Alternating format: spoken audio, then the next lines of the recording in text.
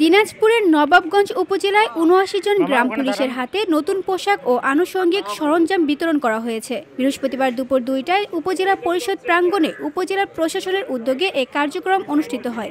গ্রাম পুলিশের হাতে এসব সরঞ্জাম তুলে দেন উপজেলা নির্বাহী অফিসার জিল্লুর রহমান। এ সময় উপজেলা নির্বাহী অফিসার জিল্লুর রহমান বলেন, গ্রাম পুলিশ প্রশাসনের মূল শেকড় পর্যায়ে কাজ করে। তাদের দায়িত্বশীলতা ও সততার মাধ্যমে আইন শৃঙ্খলা রক্ষায় গুরুত্বপূর্ণ ভূমিকা রাখতে হবে। সরকার তাদের কাজের স্বীকৃতি স্বরূপ এসব পোশাক ও সরঞ্জাম প্রদান করছে। আমাদের গ্রামীণ আইন শৃঙ্খলা রক্ষায় গ্রাম পুলিশ সদস্যরা গুরুত্বপূর্ণ ভূমিকা পালন করে থাকে।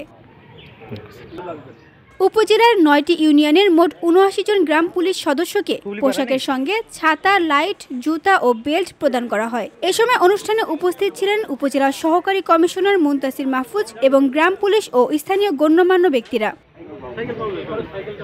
নতুন পোশাক ও সরঞ্জাম পেয়ে গ্রাম পুলিশ সদস্যরা আনন্দ প্রকাশ করেন এবং জনগণের নিরাপত্তা ও আইন শৃঙ্খলা রক্ষায় আরও আন্তরিকভাবে কাজ করার অঙ্গীকার করেন।